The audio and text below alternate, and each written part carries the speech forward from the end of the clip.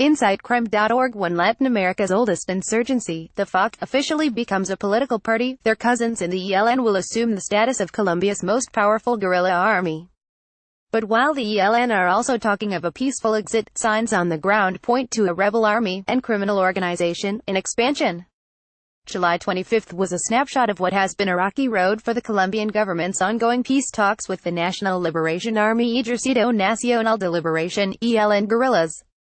ELN peace negotiator Bernardo Tellez suggested to media outlets that the rebels had reached a ceasefire deal with the Colombian government.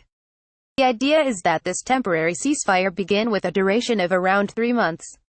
This is an initial ceasefire, which is not the end of the conflict, he said in comments reported by El Espectador. However, the government was quick to deny that a deal had been reached. We have not yet started discussing the technical aspects of an eventual ceasefire with the ELN, and much less its timeline, Chief Government Negotiator Juan Camilo Restrepo tweeted later that day.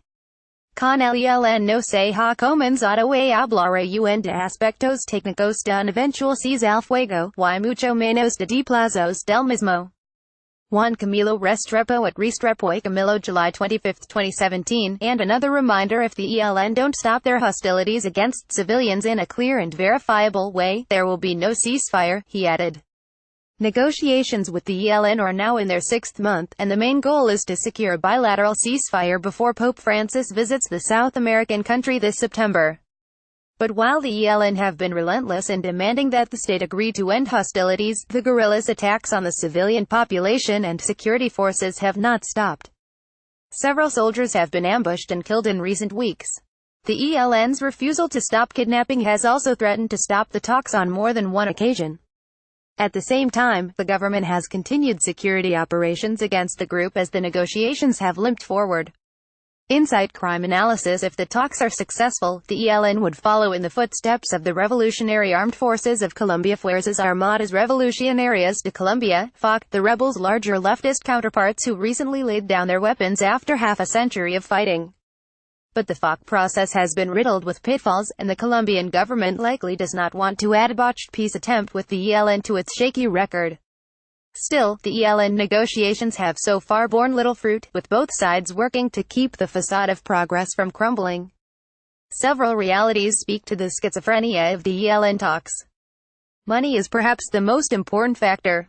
The ELN has long shed its initial opposition to involvement in drug trafficking to become one of the main players in Colombia's narcotics trade, and the group also controls lucrative illegal mining operations.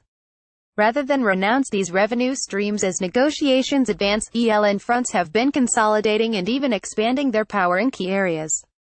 The ELN today must be considered in the context of the FARC's own peace deal, as the FARC have receded to demobilization zones. The ELN has been quick to move into the territorial voids, even striking deals with dissident FARC rebels who stayed behind.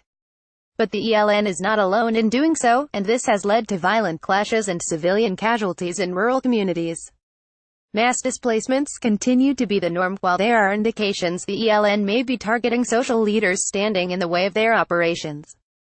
Despite the turmoil, the ELN has been displaying more sophisticated criminal tactics, and their capacity to traffic drugs internationally may also have grown. The largest ever seizure of unknown cocaine was made only days before the peace negotiations were scheduled to start, in early 2017. And this week, Colombia's first ever electric narco submarine was discovered by authorities with a capacity to traffic 4 metric tons of cocaine. It allegedly belonged to one of the ELN's most powerful and least loyal blocs based on the Pacific coast. The first electric submarine to be found in Colombia. Co-Colombian armed forces. Given this scenario, a truly successful ELN demobilization seems virtually out of the question. The volatility of today's situation speaks to the ELN's inability to rally its troops at this critical time, and to the disinterest of the rank and file in achieving peace. Indeed, Inside Crime field research has identified several potential loose cannon factions within the ELN. These threaten to disobey orders from above and potentially to dissent if a peace deal is ever reached. Inside Crime's roadmap to lasting peace team contributed to this report and provided the research for the graphic article. Originally appeared on InsideCrime.org and is republished here with permission. Read the original article.